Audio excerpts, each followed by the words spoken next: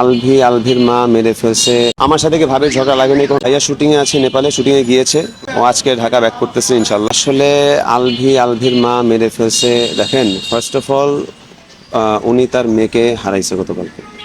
স্বাভাবিক এই টাইমটাতে মানুষ কি বলে না বলে এটা কারোর কোনো ক্রাইটেরিয়া থাকে না। আমি আমি আমি আমি ভাইয়া আমরা আমাদের বাবা হারাইছি। সো আমরা জানি আপনজন চলে গেলে এরকম লাগে। হ্যাঁ, সো ওই মোমেন্টে মানুষ কি বলে না বলে সেটার কারেক্ট সেন্স তার নিজের মধ্যেই থাকে না।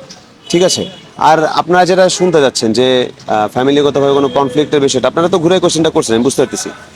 একটা ফ্যামিলিতে কনফ্লিক্ট হয়, ঠিক আছে, আমি অনেস্টলি বলতেছি কনফ্লিক্ট হতেই পারে, বাট দ্যাট ডাজেন্ট মিন যে এরকম কোনো একটা ইস্যুস হয়ে যাবে।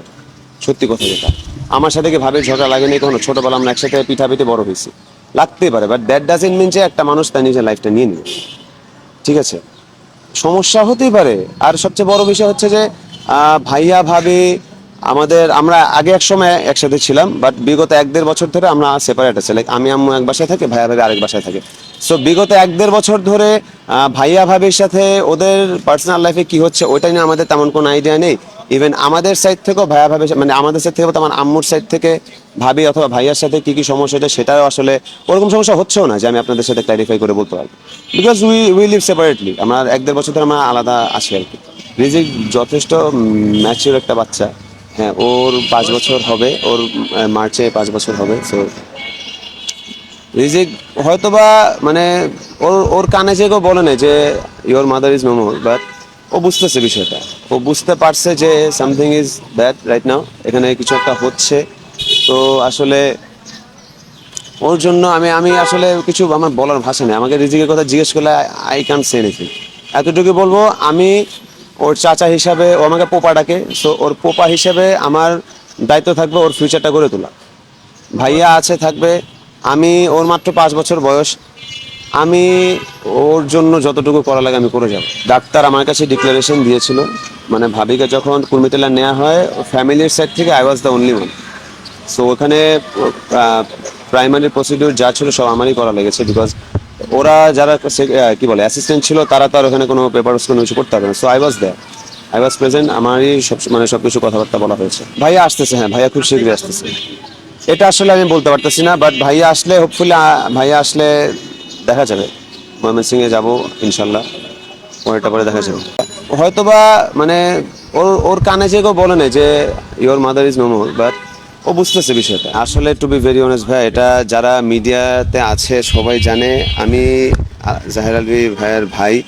আমার মিডিয়া নিয়ে কখনো কোনো ইন্টারেস্ট ছিল না, এবং এই জিনিসগুলোতে নিয়ে আমার কখনো কোনো ধরনের মাথা ব্যথা ছিল না।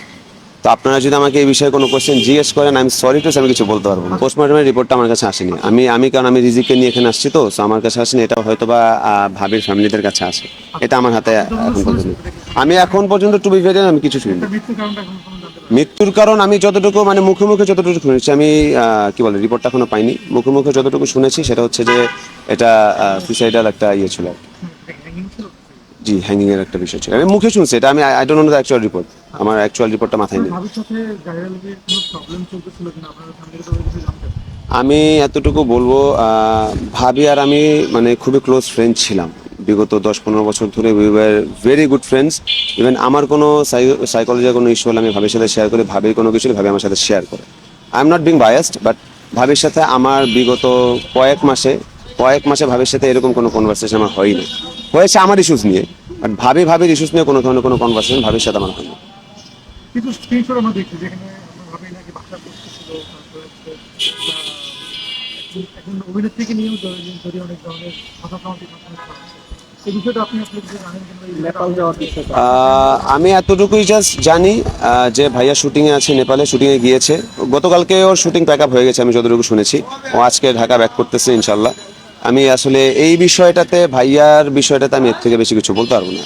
এখন তারা যদি মামলা দেয়, এটা লিগাল প্রসিডিউর, যেটা যেটা মানে আইন যেটা বলে সে অনুযায়ী আমাদের আগাতে হবে, কিছু করার নেই। বিকজ এটা কোনো নর্মাল ইস্যু না অবভিয়াসলি। সো আইন যেটা বলে, আইনের প্রসিডিউর অনুযায়ী আমরা আগাবো। বাকিটা দেখা যাক, আল্লাহ ভরসা কী হয়।